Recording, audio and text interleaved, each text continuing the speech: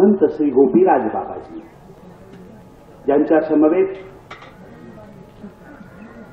आदरणीय हेमंतराज दादा बिडकर सातारा बापू, या कार्यक्रमासाठी प्रामुख्याने या ठिकाणी उपस्थित असणारे परमपूज्य आचार्य महंत श्री पातुरकर बाबाजी, महंत श्री महंत बाबाजी, आदरणीय कोडेकर बाबाजी, आदरणीय महंत श्री मुरलीधर शास्त्रीजी, ज्ञात बाबाजी, या कार्यक्रमासाठी ज्यांची पावन उपस्थिती या ठिकाणी लाभलेली आहे अशा आचार्य महंत श्री पूनमबाईजी पूनमबाईजी नगर विरारडी, आदरणीय पूज्य माई औरंगाबादचं ज्यांचं आदरणीय बाबांचं कार्य आणि त्या कार्याचे सातत्य टिकून पुढे नेणाऱ्या आचार्य आत्याबाईजी,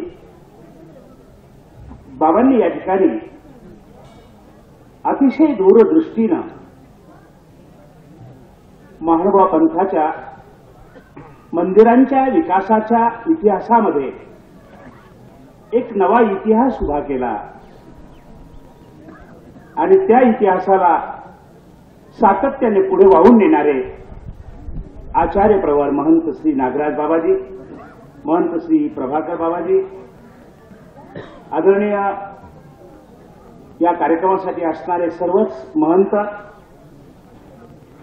संत, तपस्विनी आया आणि भाविक बंधू आणि भगिनींनो, आजचा हा सोहळा एक माणसाच्या जीवनामध्ये आल्हाद निर्माण करणारा आहे, आनंद निर्माण करणारा आहे, कारण ती आनंदघन परमेश्वराची कृपाच आहे. या ठिकाणचं आगळं वेगळं स्थानाचं महात्म्य आपण परमपूज्य आदरणीय श्री मुरलीधर शास्त्री यांच्या द्वारे ऐकलेलं आहे आणि बाबांच्या या कर्तृत्वाची धावपळ ही सुद्धा आपल्याला त्यांनी विदित केलेली आहे. त्याचबरोबर डी.जी. जाधव साहेबांनी मूर्तीप्रकाश या ग्रंथांच्या आधारे केशवराज बासांनी वर्णन केलेल्या डोमेग्रामाचं महात्म्य देखील आपण या ठिकाणी सर्वांनी ऐकलेलंच आहे. पूज्य आदरणीय ज्ञानमार्तंड अशा प्रकारचे ब्रह्मविद्येचे गाडे पंडित पूज्य श्री गोपीराज बाबा यांनी या ठिकाणचं वास्तविक स्वरूप ज्ञानाच्या माध्यमातून, भक्तीच्या माध्यमातून, स्थानाच्या माध्यमातून या ठिकाणी आपल्याला सांगितलेलं आहे. त्याचबरोबर सर्व कार्याचे कार्याध्यक्ष परमपूज्य आदरणीय बाबांनी या ठिकाणचं गहनत्व जे आहे, विलक्षण पूजा स्वीकार केल्याचा इतिहास, त्याचा मागचा उद्देश हा देखील या ठिकाणी बाबांनी विदित केलेला आहे. आदरणीय आचार्य पूनमबाईजी यांनी अतिशय उत्तम प्रकारच्या लीळेंच्या माध्यमातून तो संपूर्ण चरित्राचा इतिहास आपल्यासमोर उभा केला आहे. आदरणीय पूज्य श्री प्रभाकर बाबांनी अत्यंत आपल्या सुमधुर विचारातनं, आपल्या शैलीनं सर्वांना अतिशय मंत्रमुग्ध केलेला आहे. आजचा सोहळा वेगवेगळ्या अंगाने असा समृद्ध आहे. 1.25 लाख फुलाचा विधी समर्पण होत असताना बाबांची जी दूरदृष्टी जी आहे, आचार्य श्री नागराज बाबांची,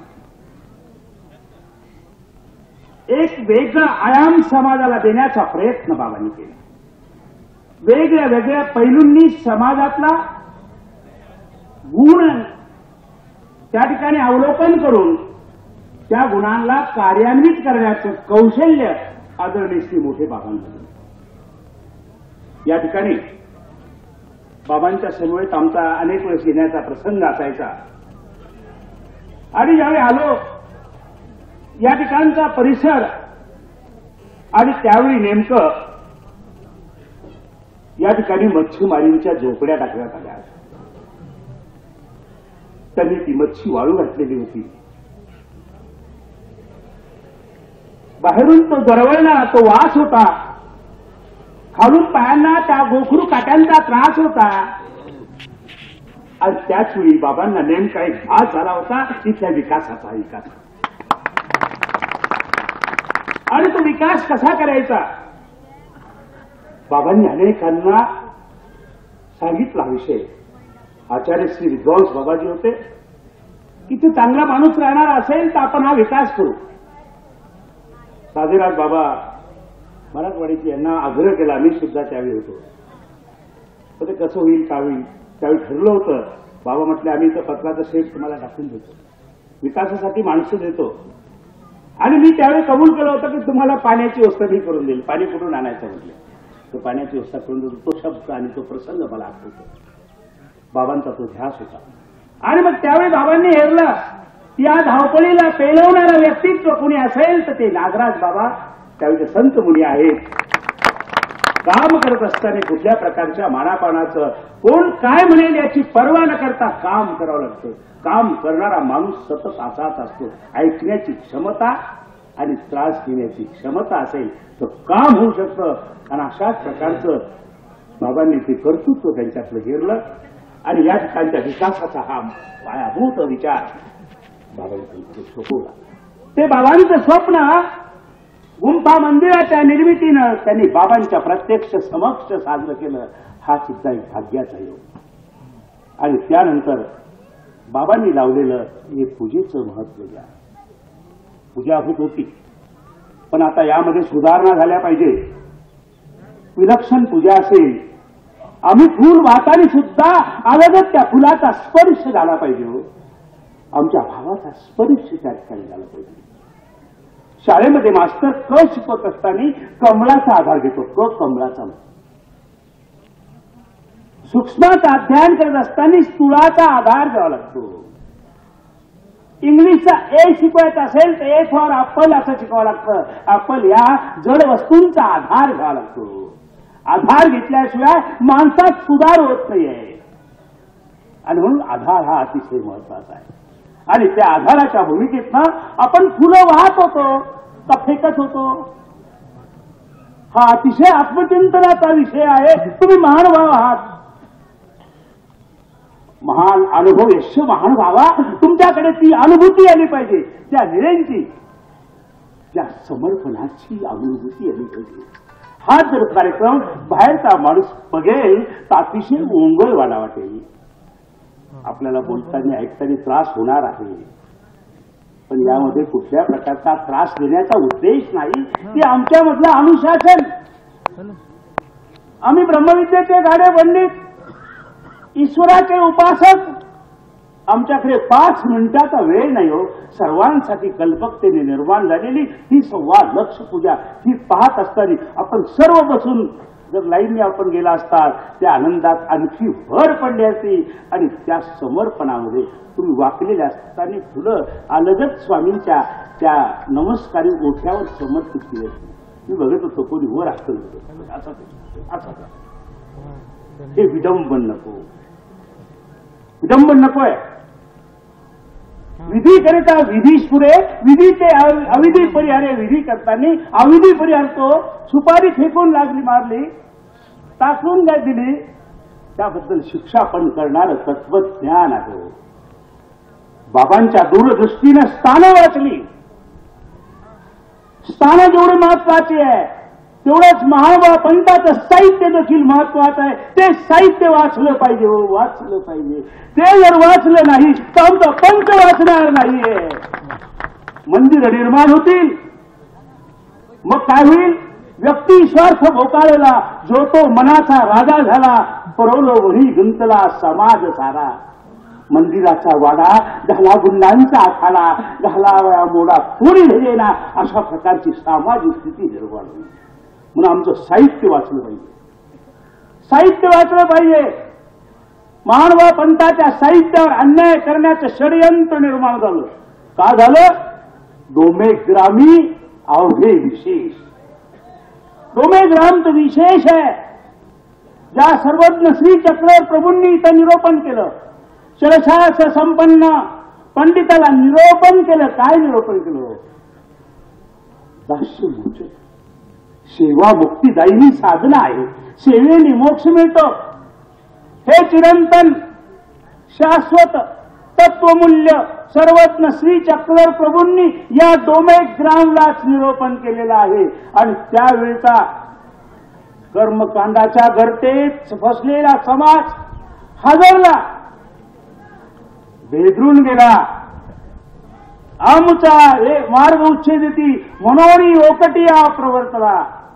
आणि त्या जमातीचा वारसा नव्याने पुढे नेण्यासाठी आपल्या धर्मग्रंथांवर वेगळ्या वेगळ्या युक्त्या आणि प्रयुक्तेच्या माध्यमातून बंदी आणण्याचा पैसा खर्च करून, पोटाला प्रसंगी पैसे भरून तो आणण्याचा प्रयत्न, लाघवी प्रयत्न होत आहे. आणि म्हणून तुम्ही सर्व नामधारक अभ्यासकांनी सावध झालं पाहिजे. महानुभाव पंथाच्या लीळाचरित्राचा नेमका वाद काय माहित ते लोकांना. आत्मा तळतळतोय. स्वामींची लीळा आली. काय लीळा आली? उमाईचा अंगुष्ठा स्पर्शने. म्हटले स्वामी आले. उमाईचा दुरूनच नमस्कार करत होती. स्वामींनी अंगठा तिच्या कपाळाला लावला. ती शंकली मनात.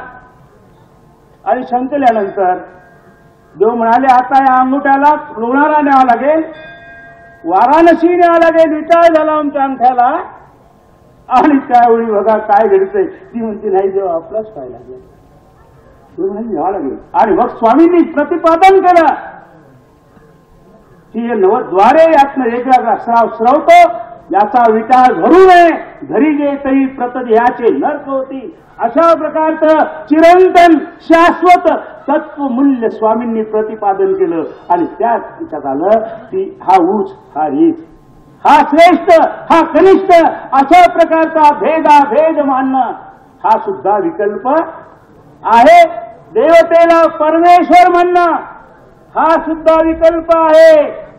जीवाला परमेश्वर म्हणणं हा सुद्धा विकल्पच आहे. असं चिरंतन शाश्वत तत्वमूल्य माझ्या पूजेच्या आड येईल की काय, या भूतीने मी ही लीळा सुद्धा लीळा चरित्र वजा करण्याचा प्रयत्न करतोय. आणि म्हणून चक्रधर स्वामींनी सांगितलीच नाही, ही घुसवली. अशा प्रकारचा विचार नवीन प्रभाव येतो आहे. आज आम्ही असणार नसणार, आमच्या अंतिम श्वासापर्यंत आम्ही ती गोष्ट लढणार आहोत. जबाबदारी तरुणांची आहे. त्या मूल्यांचं जिवंत ठेवण्याची जबाबदारी आहे. आज आम्ही तो बोलतो, उद्या असणार की नाही याचा भरोसा नाहीये. पण माझं तत्व स्वामींचं चरित्र वाचलं पाहिजे. चरित्रात एक शब्द सुद्धा खोटा नाही असा मानणारा मी माणूस आहे. महानुभाव पंथाचा तत्वज्ञान धर्म सुद्धा तसंच मानतो. लीळा आली, लीळेमध्ये वचन येतं, त्या वचनाला प्रकरण येतो, त्या वचनाचा सिद्धांत येतो, त्यानंतर त्या लीळेचा हेतू येतो. एवढं साहित्य उपलब्ध असताना सुद्धा महानुभाव पंथामध्ये अशा प्रकारची लाघवी माणसं निर्माण झाली. त्यांना काहीच कळत नाही, याचा होणाऱ्या परिणामाची जाणीव नाही. आणि अशा प्रकारचा नेस्तनाबूद करण्याचा पाताळ यंत्री प्रयत्न सुरू आहे. त्यात फक्त लक्ष नागराज बाबा, लक्ष आहे साळकर बाबा, कोणते साहेब, गुरु साहेब, भोसला साहेब. आमचा विचार आहे फक्त स्वामींचं तत्व जसं आहे तसं आलं पाहिजे. लोकांनी वाचलं नाही. वादग्रस्त या बाजूला करू वाद वाद वाद नाहीये. वाद कसा असणार हो? एकांकी जाणारे सर्वज्ञ श्री चक्रधर प्रभू काटे ओरबडतात आणि काटे ओरबडल्यानंतर त्या पिवळ्या धवक त्या मूर्तीवर असुराचे बिंदू येतात आणि रत्न खवल्यासारखे ते दिसतात. आणि मग देव आच्छेद्य अग्नीत होता, मग खर काट्याने तरी का चुरतडलो वर खाल्लं. या बावळट मनाला कुठेतरी भुरळ पडलेली. प्रभाकर बाबांनी सांगितलं औसा किती थोर होतीये. औसाचं पावित्र्य जे आहे त्याची एक एक लीळा महानुभाव पंथाचं मर्म सांगणारी आहे, धर्म सांगणारी आहे. पण आमच्या बावळट मनांना पटत नाहीये. एक पती पत्नी डॉक्टरकडे गेले आणि डॉक्टरकडे गेल्यानंतर त्या पत्नीला तो डॉक्टर तपासू लागला आणि त्याच वेळी नवरा बोंबलू लागला, ती जागा माझ्या मालकीची आहे, तिथं हात लावू नकोस. मग त्याला बावळट म्हणावं तर शहाणं म्हणावं. मग आता सर्वच नसली चक्र प्रभूंची दिल्या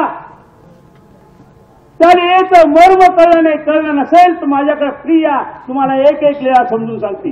माझ्याकडे काही व्यक्त पंडित आले, म्हणजे का हो देवाने असं असं केलं होतं आणि तशी लीळा आवडली का तुम्हाला म्हणून सांगतो बुवा.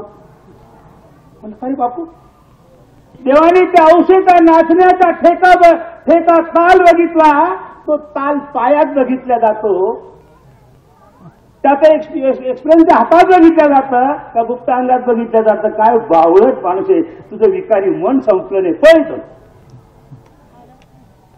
काय चाललात, कुठे घेऊन चाललात. औसा उसंगी रिगणे संपूर्ण लिहात्रिता दोनच वेळ आहे. एक मेकर असताना सर्वात नसली चक्र प्रभू त्या बोनेबाईच्या त्या ठिकाणी जन्माष्टमी दिवशी बालरूप धारण करतायत. बालरूप धारण केल्यानंतर ते माती आणलेली आहे, मातीचा चिखल करणार आहे. स्वामींनी विचारलं काय करताय, म्हणजे देवा आज ही जन्माष्टमी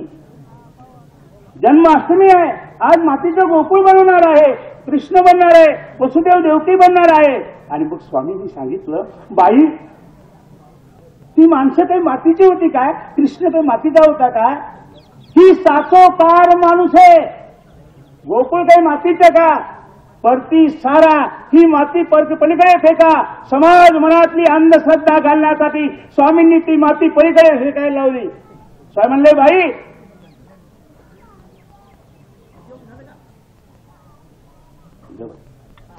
स्वामी म्हणाले, बाई आज आम्ही कृष्ण होऊ आणि तुम्ही माता बना, देवकी माता.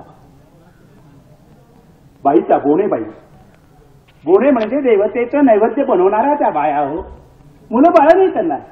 आणि स्वामींनी सांगितलं आम्ही कृष्ण होतो आणि तुम्ही देवकी व्हा. आनंदाला उधाण आलेलं आहे.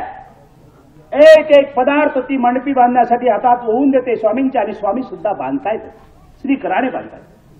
संध्याकाळचा ज्यावेळी जन्माचा वेळ झाला त्यावेळी अद्भुत नाट्य घडलं विश्वाच्या मंचावर. क्षणार्धात ती मूर्ती आकुंचन पावली. आकुंचन पावल्यानंतर त्या कामाष्ठाच्या उसंगी निघाले. शब्द काय आला, उसंग. पण आता उसंग म्हणजे निसंग माणसांना उसंगाचा अर्थ काय कळणार हो. उसंग म्हणजे मांडी आहे. उसंग म्हणजे मांडीवर बसणे, मांडी डोक्याला देणे वगैरे सगळे शब्द आले. उसंग म्हणजे पोटाचा मासल भाग आणि हा मांडीचा भाग. इथून रांगत येणारं लेकरूच घुसतं. रिगाले, बसले शब्द नाही, काय रिगाले. दुसरी लीळा आली, औसा उसंगी रिगणे. औसाच्या कर्तृत्वाबद्दल अनेक लीळा आहेत. तिचं फार मोठेपण हो. यावेळी ती देवाला देव म्हणतात, बाई मागा. ती म्हणली, देवा काय मागायचं, सगळं काही मिळालं, बाई मागा. आणि तिने मागितलं, काय मागितलं हो, श्यामल गौर वर्ण मूर्ती मी देखतीची असाव्या. श्यामल रंगाचा कृष्ण आणि गौर वर्णाचे सर्वज्ञ श्रीकृष्ण मी देखतीची असाव्या. देखाल बाई एवढी थोडी आहे. दोन अवताराचा संबंध आलेला आहे.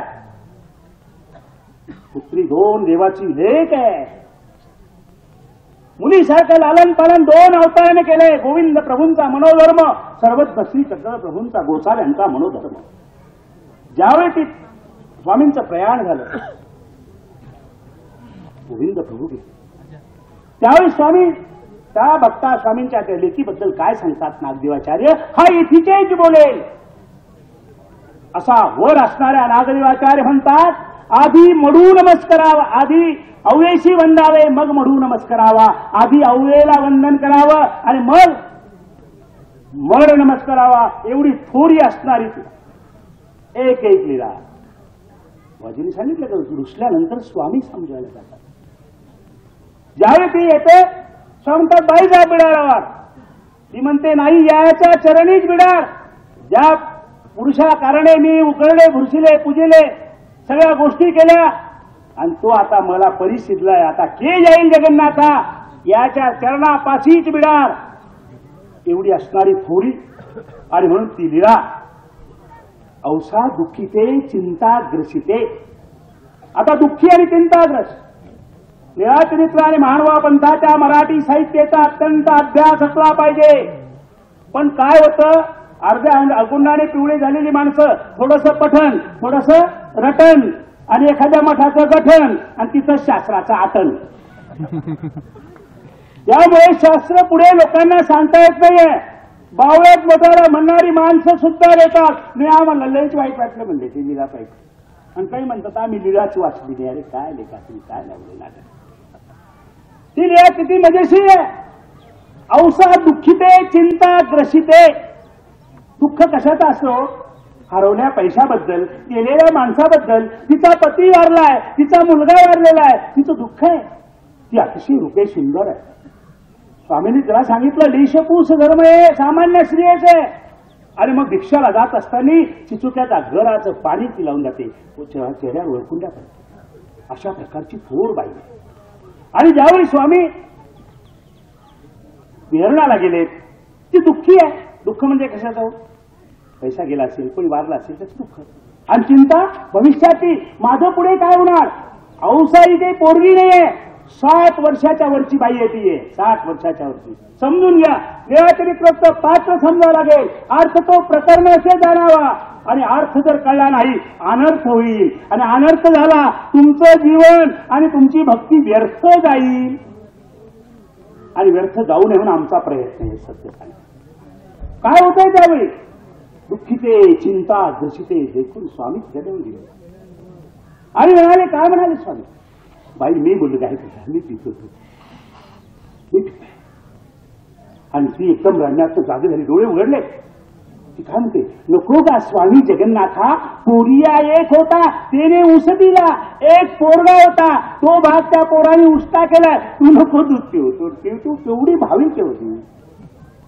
पोरिया एक होता त्याने उसटीला, नको गा स्वामी जगन्नाथा. तिने असं म्हटलं का हो, नको गा स्वामी जगन्नाथा. पती एक होता त्याने स्पर्शीला, तू हात नको लावू. पण या बावळ्या त्यागांना आम्ही करायचं काय हो. रोसकं बोललं काही नाही सोडलं, काय करायचं हा विचार आमच्या समोर होतो. आणि त्यावेळी ते म्हणतात, नको गा स्वामी जगन्नाथा, पोरिया एक होता त्याने उसटीला. आणि स्वामी पुत्रत्वे नटले, लेनपुराचा स्तनपानाचा अनुकार केला.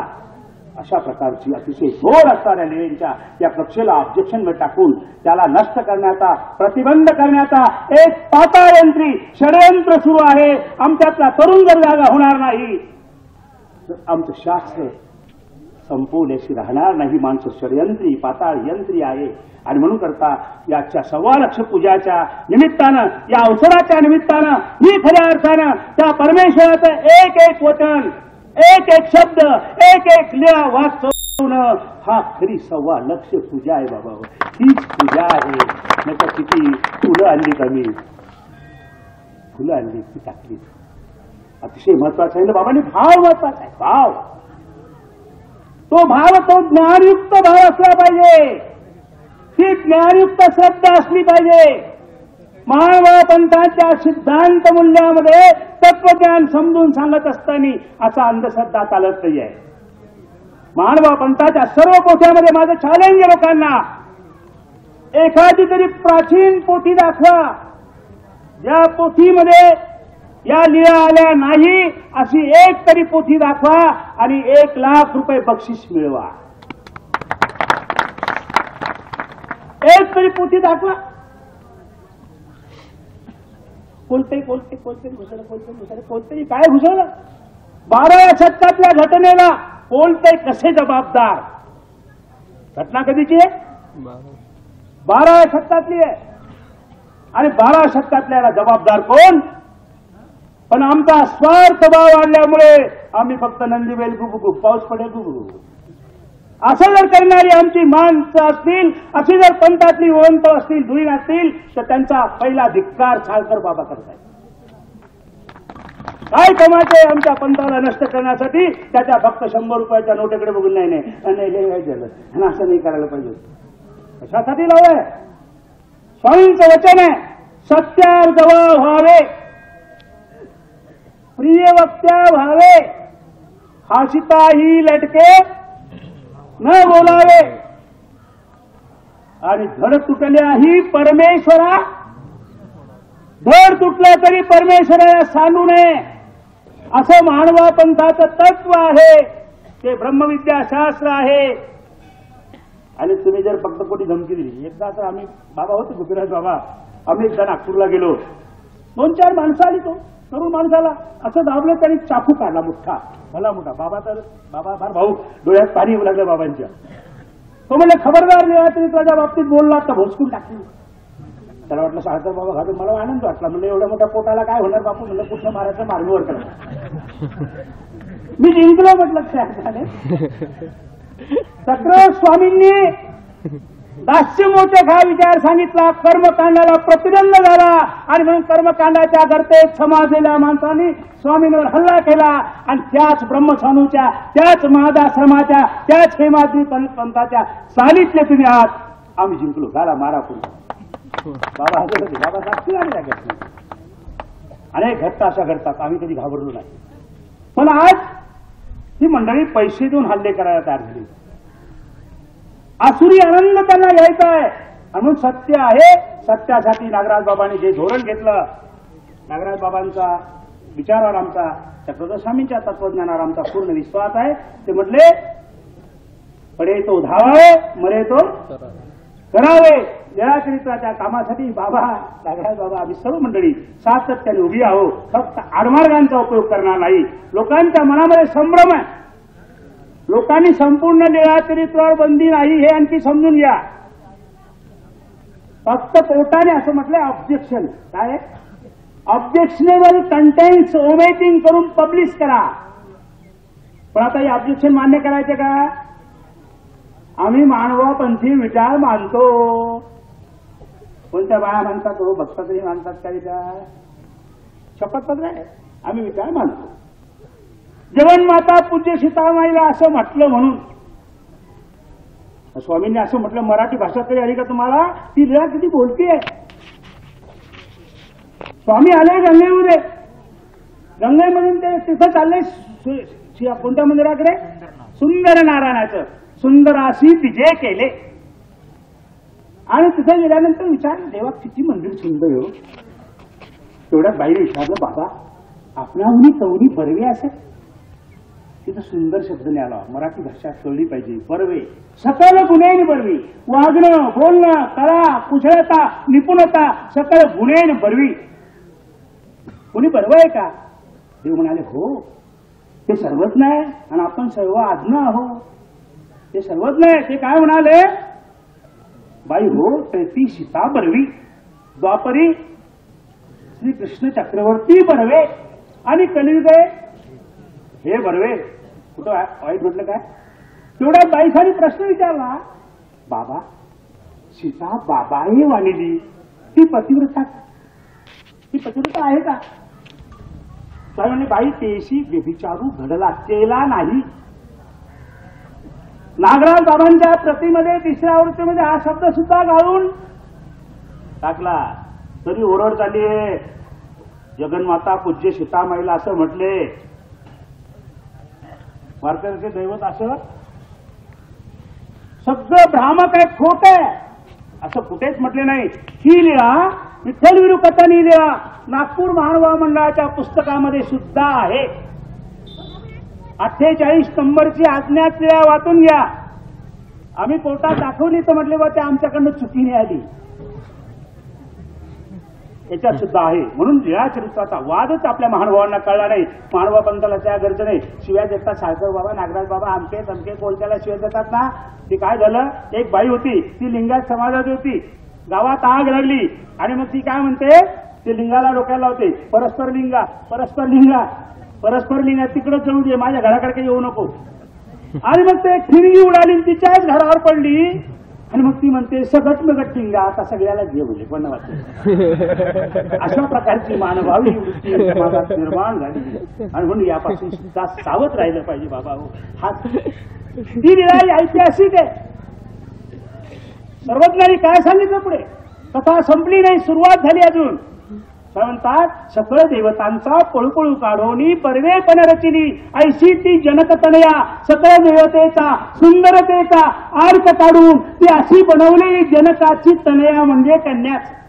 कशी होती म्हटले, कधी पाहिलं तरी 1600 वर्षीय 16 वर्षाचं मुसमुसलेलं तेजाळलेलं सौंदर्य असावं कशी होती. 1600 वर्षीय.